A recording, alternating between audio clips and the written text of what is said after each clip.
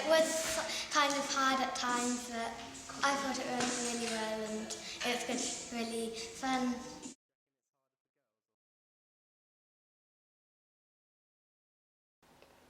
Pole dancing classes are taught all across the country, all however in different contexts for different reasons and to a mixture of ages.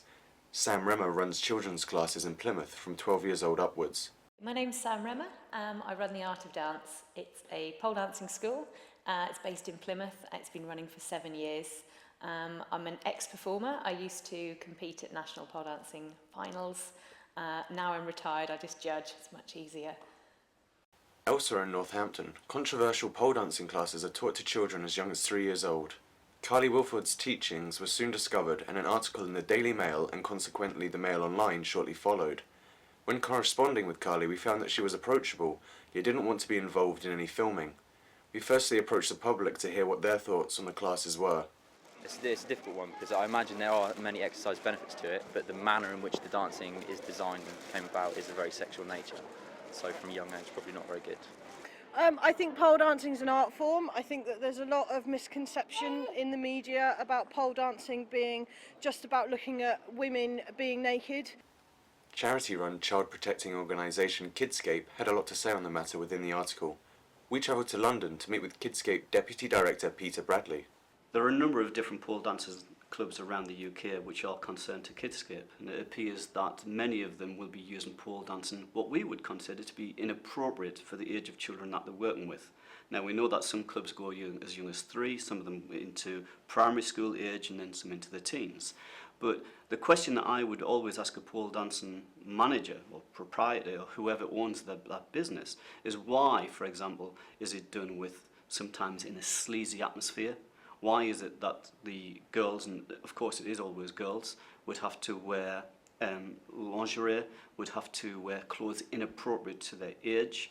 And why are some of the moves that they're doing quite sexualised? I don't think that's a problem with teaching kids. I don't think teaching's that sexual or anything like that. I think that's fine. It's no different than them learning gymnastics.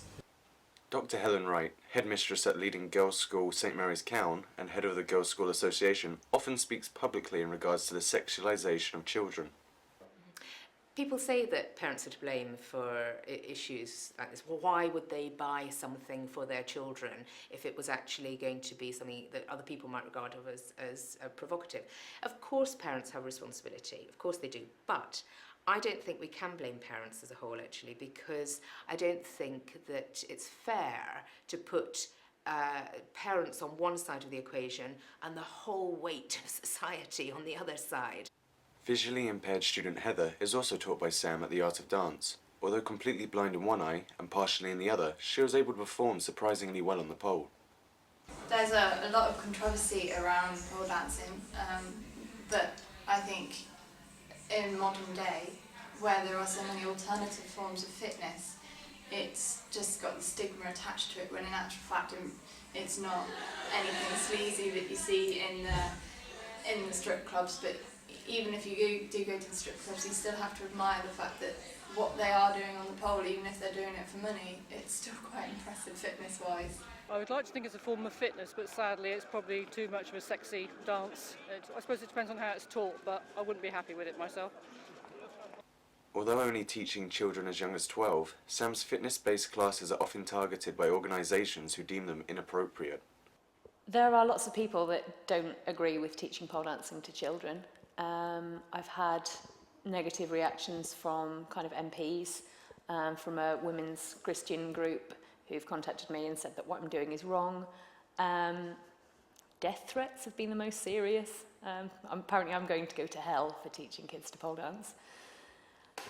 I think most of the negative reactions are just from people who don't understand fitness pole dancing, so they assume that I'm teaching kids to strip, or that I'm going to have kids in high heels and thongs or something, which obviously I'm not. If children are going to be using poles for exercise, then it's got to be at the right developmental time for the child, both in terms of their cognitive ability, what they can understand, and then in terms of the dexterity and their balancing, but also being able to enjoy it for what it should be. And certainly we shouldn't be seeing children under 5, 6, 7-year-old dancing around poles. You know, they should be out on the street skipping and having a good time. You know, we don't need to be using poles as an excuse to provide children with exercise. But they're great for fitness, and they're great fun, and there's always new things to learn. You can always push yourself harder, and kids love it. I'd rather my kids be doing that than be going down the park drinking, and it's a hobby. So I don't think parents should worry too much about it at all. It depends where they learn and who they learn from, because everybody teaches differently. I find the concept of pole dancing classes for children very difficult to get to grips with. I don't think that you can distinguish or separate out pole dancing as something that is for fitness compared with its strong sexual connotations. I don't think we can do that. I don't know if we'll ever be able to do that, but I don't think we can. So if that's the case, why are we introducing it to young children? They may be entirely unaware. Their parents may think that it's something that isn't an issue because it is about fitness.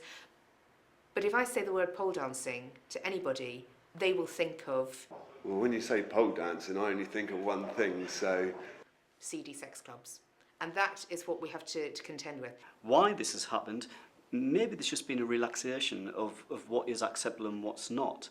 And also maybe there's been a change in where people think who is responsible for the well-being of the child. Should it be the parent? Should it be the state? Who should that be? They just see it completely differently, and we have done sessions where we've actually brought people in for lessons, and once they've done a lesson and they've tried it, then they change their minds completely, usually because they go home and they can't walk for 2 days. I'd say it's more a form of sexual exposure, because that is ultimately what pole dancing is. There's a reason why there's an age of 18 and up to go into a pole dancing club or anything, so no, it's not a form of fitness. So I think we are on the cusp of people standing up and realising. And how many complaints were there about the X Factor final last year? A huge number. That's good. The Bailey review, fantastic. The government said it accepted its recommendations in full. But I don't think we're quite there yet. And we need to move that bit further. And we can only do that by standing up and speaking out strongly about it.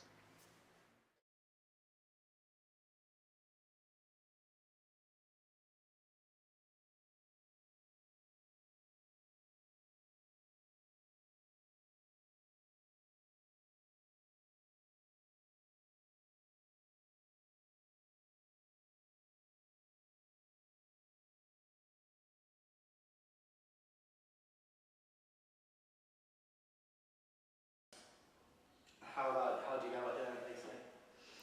Okay, my name's... I've forgotten my name, that's really... It doesn't matter where we go throughout the whole, you've got your bells. Yeah, P and G, yeah, sorry.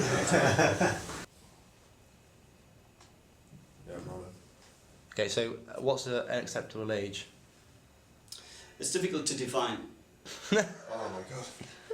Hold on, you look... They literally just did that to wind us up, didn't they? I don't know why they have a second batch of... Do you think that's it now?